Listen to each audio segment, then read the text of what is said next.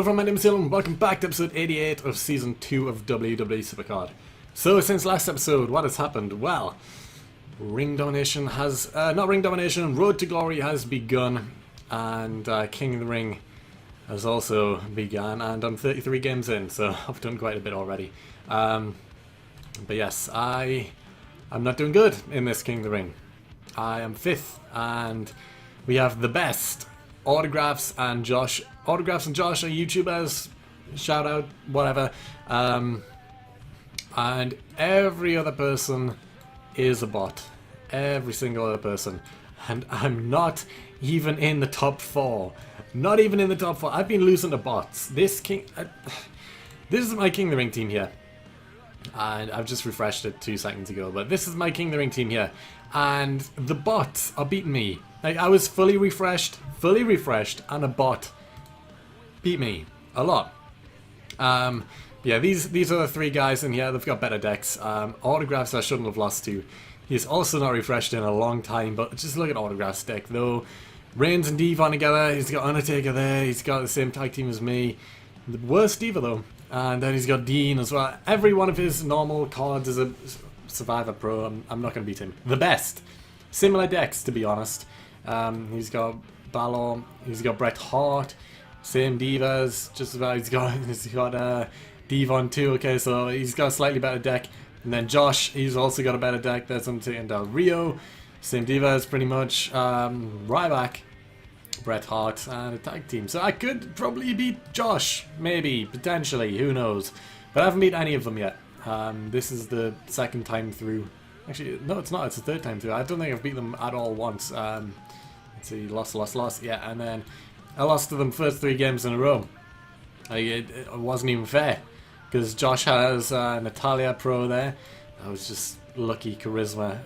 I'm surprised his Undertaker has more charisma than my Sting. When they both got the boost and everything. Jimmy Hart is to charisma, isn't he? And I think Paul Bearer is too. Never mind. The best just demolished. I even refreshed and he didn't, and he still won because he got Rusev, Devon, Balor there, Brie, just better deck overall. Not going to beat him. Autographs was the same. Cesaro, Finn Balor and Dean Ambrose is a tag team. Same divas. Undertaker, Devon and Reigns. I can't win this. I am going to get to the semis though. If I can overtake a bot in Bender, then I can get to the semi-finals. Can I do it? Can I overtake a bot? Well, actually, if I stay 5th, then I'll be taking on Bender anyway. So I guess it doesn't really matter too much. Because it's going to be me and Bender in the quarters. I can beat him. I can beat the bot. But yeah. Road to Glory has begun, and I'm up to Kane, 40 points in a Kane. Everyone else, there's the other cards, nothing special to me, I guess. Miz didn't make a pro, Orton doesn't make a pro, Kane doesn't make a pro, Undertaker does. But just before we get into anything else here, I want to talk about teams, because last episode a few of you had a problem with me wanting to get rid of Carbon. Now, just want to talk about that for a minute. So, if you watched the last episode, everyone in our team had over 1,000 points, and Carbon was busy doing other things, and he only got 500. And because of that, that put strain on each and every one of us in the team to get more points so that we could stay top 50. We came 46th. We were only 200 points away from being under 50, and we wouldn't have got the Survivor Stone Cold, which made a few people a Stone Cold Survivor Pro. And the Carbon's points, even though he got 500, they did help us out, because if we didn't have those 500 points, we wouldn't have been in top 50. Okay. But, and this is what I don't get, people were saying, well, what if he just had an off event? Why are you kicking him out? Blah, blah, blah, blah. Why this, why that? I can't believe you're kicking him out just because he didn't get so many points. And it's like, right. First event, he asked me if he could stay in the team. He asked me at the end. I was planning on kicking everyone out because my original plans, as you all know who actually watch my videos, my original plans after the first event was to kick everyone out, make a new team each event. And after the first event I did that, except I kept Carbon and 2 others. Yeah, and I only kept Carbon because he asked. Now, Corbin went on holiday. He didn't tell anyone he was going on holiday. He would have known he was going on holiday, but he didn't tell anyone. And then once the event gets around and it already starts, he then says, sorry guys, I'm on holiday, won't be able to do as much.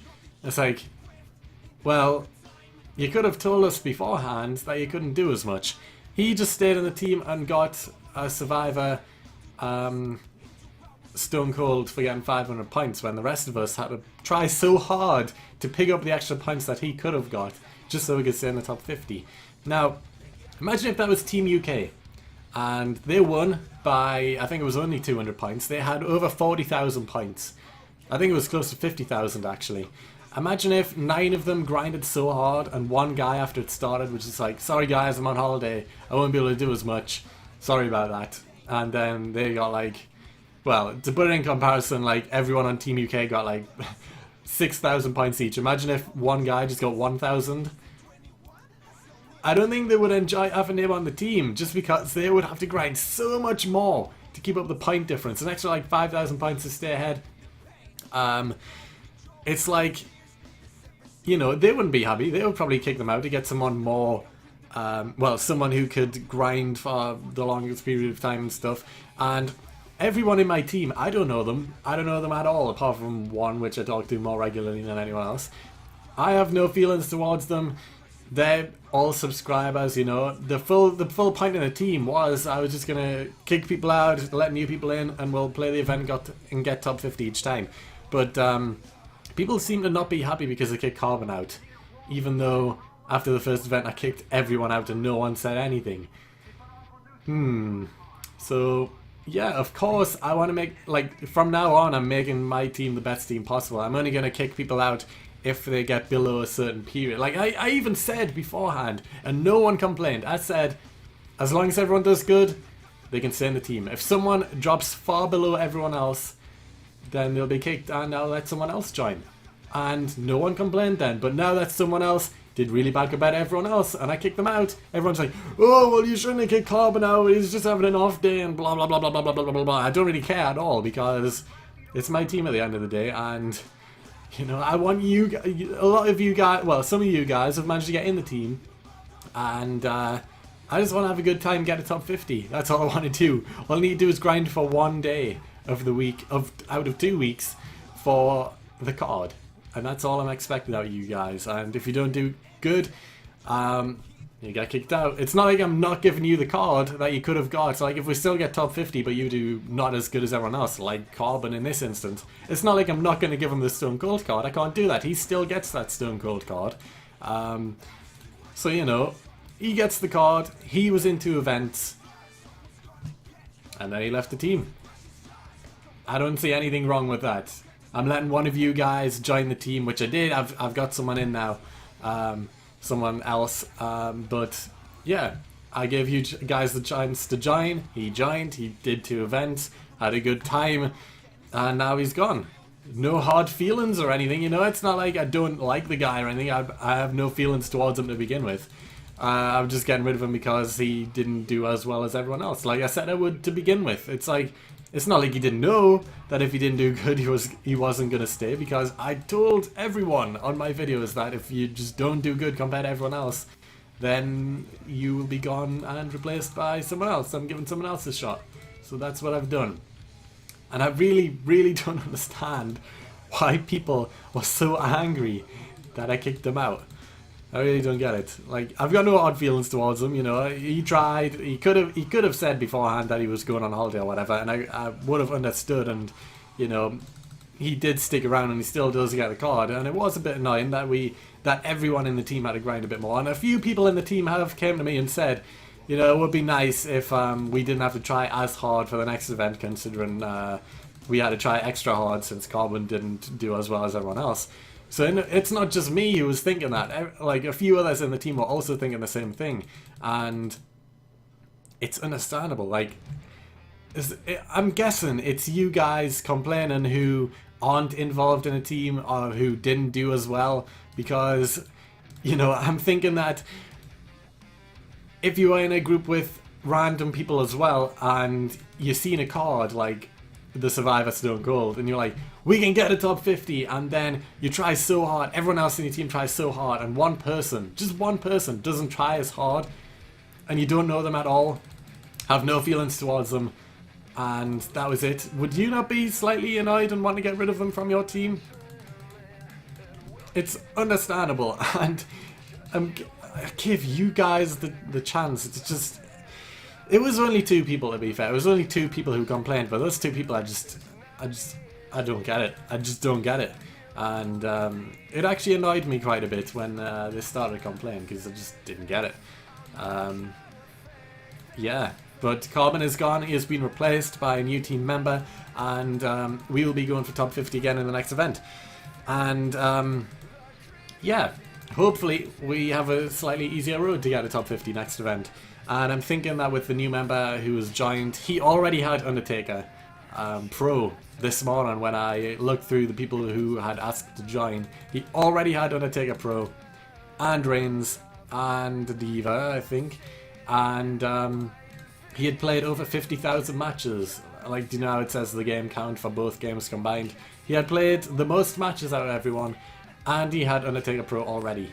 So to me, that says he plays this game a lot, he grinds a lot, he is willing to spend credits if needed to get a card quickly, and he's committed to the game.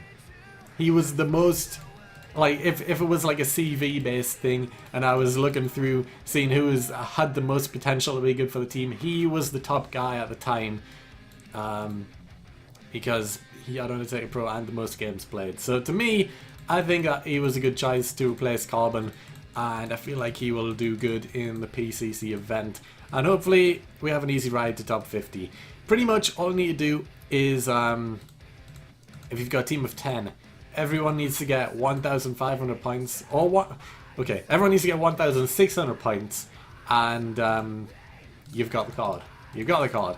Now, if you've got people in your team who are willing to spend title matches, then you should be good, because 1,600 points isn't too many. It isn't too many. You are going to have to grind quite a lot, but it's for one day, and then you come out with a survivor card at the end of it. So it's like a win-win situation, and if everyone in the team can get that 1,600 point mark, then you're sorted, because I don't want to have to repeat last time. Like, I felt so sorry for Brian K, who got over 3,000 points, and he pretty much single-handedly made up for Carbon's lack of points, because he got over 3,000. He deserved that Stone Cold card so much, and I would have felt really bad if he didn't manage to get him, because I would feel like it's kind of my fault for not getting a better teammate in, I guess, even though I didn't know he was going on holiday because he didn't mention it. But yeah, that would have made me feel a bit guilty if Brian ended up getting 3,000 points and then we missed out on getting the Survivor card. Oh, I would have felt so bad about that. But we got him anyway. So, you know, there is no crisis on our hands, and we're continuing onwards into bigger and better things for bigger and better Survivor cards. But yes, I like my team how it currently is. As always, after each event, if someone doesn't pull their weight, then I'll be getting rid of them and letting another one of you guys try and join instead. Don't think there's anything wrong with that still. But yeah. Anyway, I'm sick of talking about teams now, but I had to get that off my chest because it was mentioned by a few people last episode and it annoyed me, and I haven't had a chance to vent about it yet. So there it is, that's over and done with. On the road to glory. So, it's the Undertaker. Some people on my team have already got him and pro'd him already. I have not. I haven't been doing as much grinding as possible. If I did, I would be on Undertaker by now. 100% without a doubt, I would be on Undertaker by now if I had played more often, because I've been doing Bloodstone matches all the way. It hasn't even been close. I've been dominating each match. I think that's going to continue through Kane, and then it's going to start to slow down on Undertaker. But I was at NXT last night, NXT in Newcastle, and it was great. It was really good. It was just an all-round just great show. I'm gonna Try and find what I wrote up about it now, so I can read you the matches. So here it is. Spoilers for this next bit if you don't want to know anything about the NXT Newcastle show.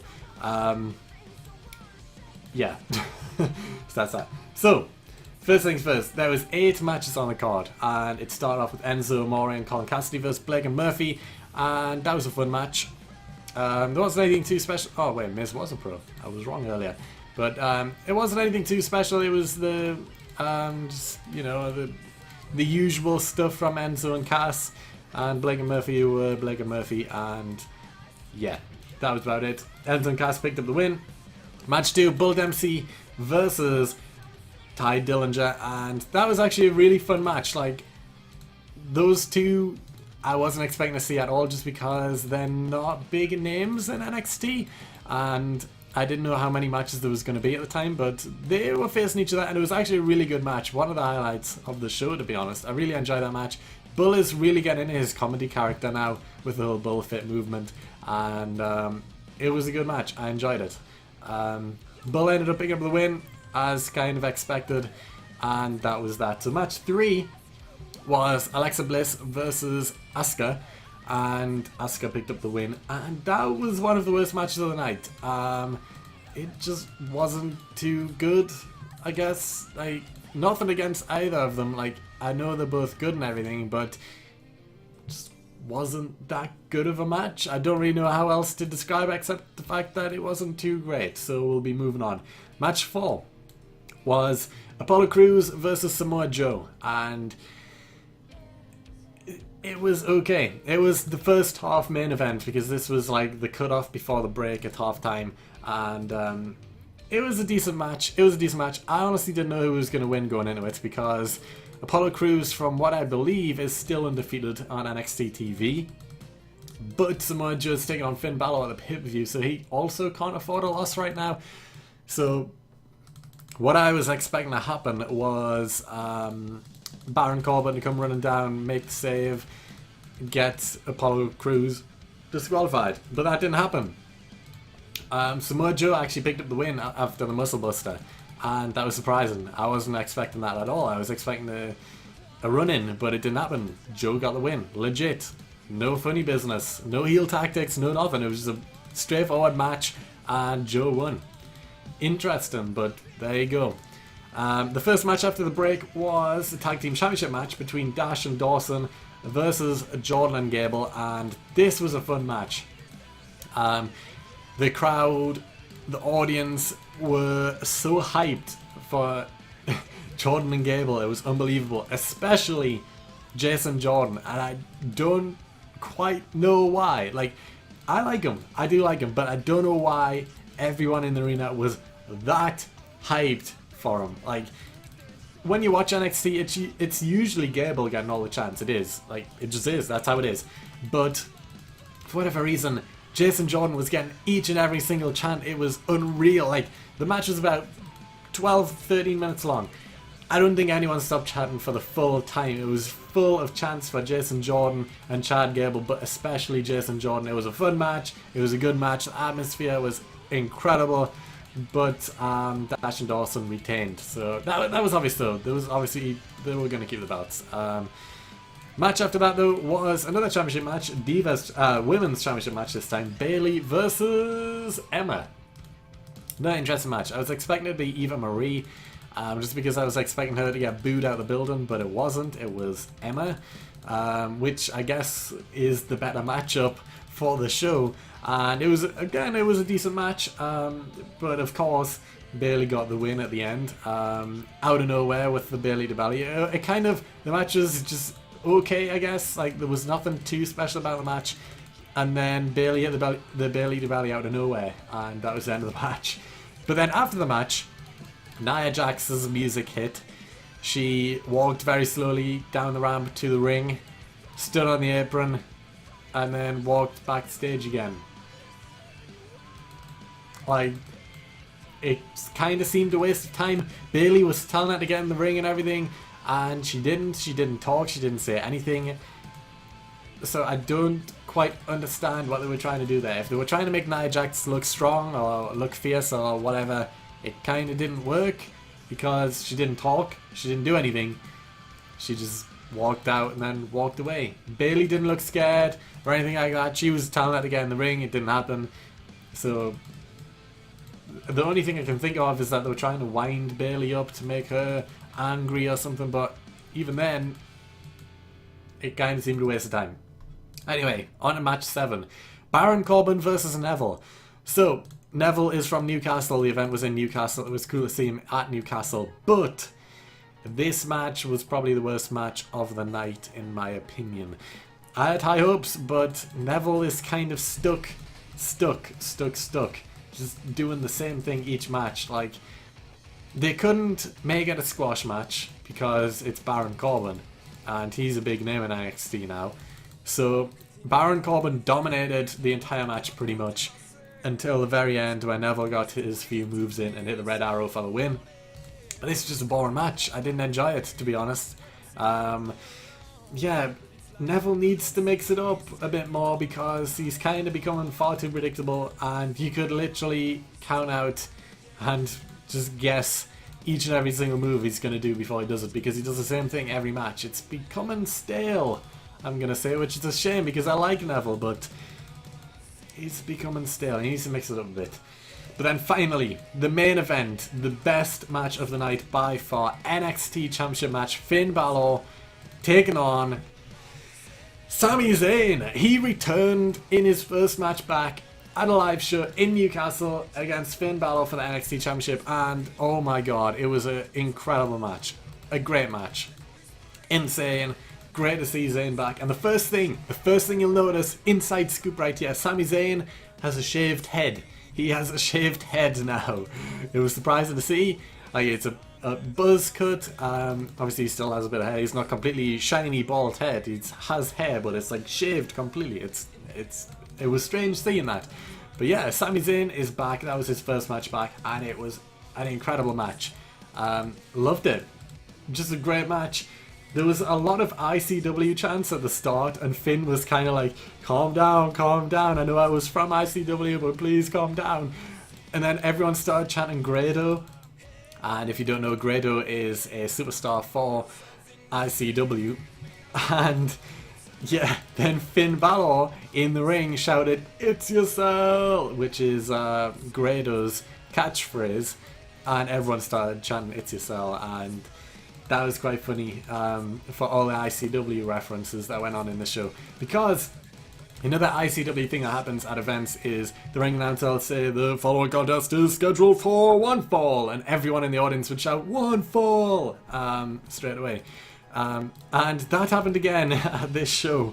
Like, the announcer guy, I can't remember his name for NXT, but the first two matches, like, he would say, "The following contest is scheduled for one fall, introduce them first," straight away. Like, you would straight away go, "Introduce them first," and people would still shout "one fall," and that was after the first two matches. And then he clicked on that people were shouting "one fall" after he says "one fall." So in the third match he said, "The following contest is scheduled for one fall," and waited for the pause, and everyone shouted "one fall." And then for the rest of the night, he had the pause after one fall. It was funny because that's an ICW thing as well. And yeah, it was just funny. But yeah, there was a lot of, well, it was the one fall thing, and then the ICW chant during the main event, and then the Grado chant and the Itisal chant. It was funny. But Finn Balor, of course, got the win. He's not going to lose the NXT Championship to Sami Zayn at a house show right before the London show.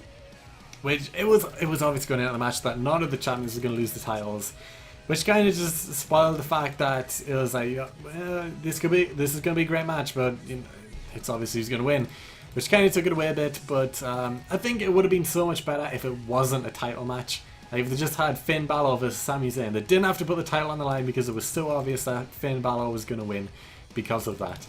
But if they didn't put the title on the line, it was like, oh, Sami could actually win this, and his return match against Finn Balor, that would be a huge win, especially on a live show, because it doesn't really matter on a live show. It would have been better if it wasn't a title match, but it was, and Finn Balor got the win with coup de grace off the top rope, and then everyone started chanting welcome back to Sami at the end. Finn bowed, grabbed a sign from the audience that said "Welcome back, Sami." Held it up as he walked backwards out of the ring and up the ramp backstage. And then Sami Zayn's music hit. He went around the audience clapping hands and everything. And then that was the end of the show. It was a great show. Thoroughly enjoyed it. Incredible show. 10 out of 10. Would go again. But they're probably not going to come back to Newcastle for a while. So yeah. But the NXT show was great. Really enjoyed it. After this match, that will be the end of the episode. So yeah, if you've got the chance to go see NXT live, take it. It's good. It is so much better than every single WWE event I've been to, because it just is. The audience atmosphere and everything is so much different to a live show from WWE. Even though it's the NXT superstars compared to the actual WWE superstars, who are supposedly a lot more popular and everything, it was just so much more enjoyable. I enjoyed myself so much more. Great show. Would go again. And yeah, I picked myself... Oh, actually, hold on just a second. Okay, so I picked myself up I can't see that, Balor Club t-shirt from the show. So that's pretty cool. Got that. So yeah, got some merch as well whilst I was there. I was tempted to get a Sami Zayn t-shirt just because Sami Zayn is my favourite wrestler in NXT, but Finn's a close second, so I got his t-shirt instead. But anyway, that's going to be it for this video. A bit of a long run, but I kind of made up for not doing one yesterday because I was at NXT. 90 out of 195 in the cane. I will continue going for the rest of today and hopefully be in Undertaker by tonight. King of the Ring, I'm giving up on. I'm not going to get the finals. I'm going to try and get to the semis, get 2 legendaries. You'll find out who they are tomorrow. But that's going to be it for this video. So if you enjoyed it, please like it up, subscribe down below if you haven't already. And other than that, I will see you all next time.